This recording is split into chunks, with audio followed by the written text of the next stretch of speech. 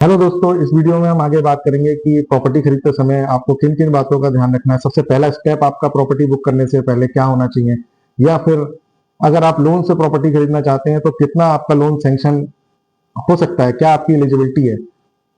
Normally लोग property book कर देते हैं, बाद में लेटर स्टेज पर प्रॉपर्टी कैंसिल करनी पड़ रही है, या फिर अननेसेसरली किसी से ज्यादा रेट ऑफ इंटरेस्ट पे आपको बोरो करना पड़ता है क्योंकि आपको प्रॉपर्टी कंटिन्यू करनी है। तो आइए इस वीडियो में हम बात करेंगे कि लोन। नमस्कार दोस्तों, स्वागत करता हूं अपने YouTube चैनल प्रॉपर्टी संकल्प में। मेरा नाम अमित सिंह है। मैं आपके लिए जो टॉपिक आज लेके आया हूं वो प्रॉपर्टी का सबसे इम्पोर्टेंट टॉपिक है। जब हम प्रॉपर्टी खरीदने के बारे में सोचते हैं या प्रॉपर्टी खरीदने के बारे में हमारा विचार बनता है, तो सबसे पहली चीज जो हमें देखना चाहिए कि हम अपने प्रॉपर्टी खरीदने की बजटिंग कैसे करें। मेरे हिसाब से बहुत सारे लोग जो है बजटिंग करते समय गलती करते हैं। सबसे पहले वो प्रॉपर्टी बुक करने जाते हैं, जबकि सबसे इंपॉर्टेंट होता है ड्यूरिंग माई करियर। मैंने देखा बहुत सारे लोग हैं जिनको प्रॉपर्टी लेटर स्टेज पे कैंसिल करनी पड़ती है। रीजन बिहाइंड कि वो बजटिंग नहीं करते प्रॉपर और पहले प्रॉपर्टी बुक कर देते हैं। खास तौर से ये उन कस्टमर्स की मैं बात कर रहा हूँ जो लोन से प्रॉपर्टी परचेज करना चाहते हैं। तो यहाँ पे एक छोटे से वीडियो के माध्यम से मैं आपको ये इन्फॉर्मेशन देना चाहता हूँ, और इस चैनल के माध्यम से मेरा पर्पज है कि मैं आपको ज्यादा से ज्यादा इन्फॉर्मेटिव वीडियो शेयर कर पाऊँ जो प्रॉपर्टी खरीदते समय आपके काम आ सके। तो दोस्तों, जब हम बजटिंग की बात करते हैं तो सबसे पहला, अगर हम लोन से खरीदने की प्रॉपर्टी बात कर रहे हैं तो सबसे पहले हमें बैंक के पास जाना चाहिए। हूसोएवर, जो भी बैंक प्रॉपर्टी फंडिंग कर रहा है, हमें किसी भी बैंक के पास जाना चाहिए और उनसे प्री सैंक्शन की बात करनी। आपकी जरूरत नहीं है कि मैंने अभी तक प्रॉपर्टी फाइनलाइज की है या नहीं की है।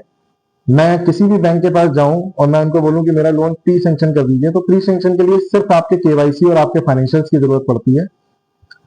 तो आप सारे केवाईसी और फाइनेंशियल बैंक को देते हैं और उनको बोलते हैं कि आप on the basis of my income and eligibility आप मेरा एक प्री सैंक्शन कर दीजिए मेरे लोन को। तो बैंकर उसमें जो है सारे डॉक्यूमेंट्स लेके आपके पैन कार्ड, केवाईसी और address proof, what ever the document required for loan sanction, जिसमें आपके इनकम डॉक्यूमेंट में आपके सैलरीड है तो आपके सैलरी स्लिप्स हो सकते हैं, फॉर्म 16 हो सकते हैं, आईटीआर हो सकते हैं, या फिर बिजनेसमैन है तो फिर आपके आईटीआर और आपके computation of income and balance sheet वगैरह काम में आते हैं।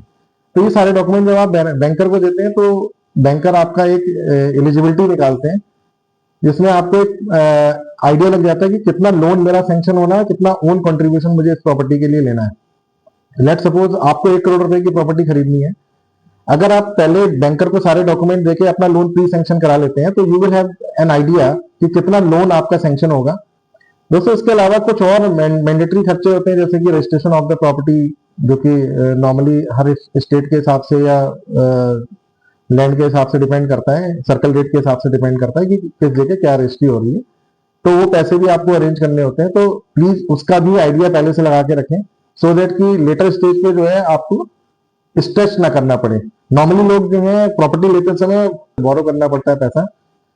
तो ये सबसे इंपॉर्टेंट है इस वीडियो के माध्यम से जो मैं आपको बताना चाह रहा हूँ कि प्रॉपर्टी खरीदने से पहले सबसे पहले आपको बजटिंग करनी है, जिसमें आपको अपने ओन कंट्रीब्यूशन में कितने कितने फंड्स आप अपने लगाने जा रहे हैं इस प्रॉपर्टी के लिए, और कितना आपको बैंक लोन लेना है, और बैंक लोन में भी कितना बैंक लोन आपको मिल सकता है।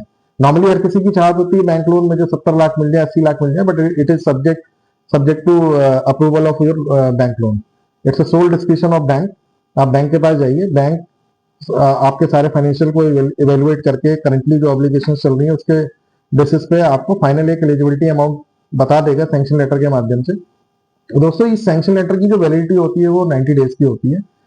90 डेज तक ये सैंक्शन लेटर वैलिड है। आप कोई भी प्रॉपर्टी चूज करते हैं उसके बाद में आप बैंकर को बता सकते हैं कि now I have decided, process है लोन सैंक्शन के बाद डिसबर्समेंट का। तो इसमें जब भी आप कोई प्रॉपर्टी फाइनलाइज करें तो सबसे पहले आप बजटिंग करें, सो दैट कि लेटर स्टेज पे आपको बोरो ना करना पड़े। उम्मीद करता हूँ कि मेरा समझाने का तरीका आपको समझ में आया होगा, आपको काफी हेल्पफुल हो सकता है ये वीडियो। और डिस्क्रिप्शन में मैंने अपना नंबर भी दिया हुआ है। अगर कोई भी भाई इस तरह की कोई प्रॉब्लम फेस करते हैं बजटिंग करने में, तो वो फ्रैंकली मुझसे बात कर सकते हैं इस नंबर पे।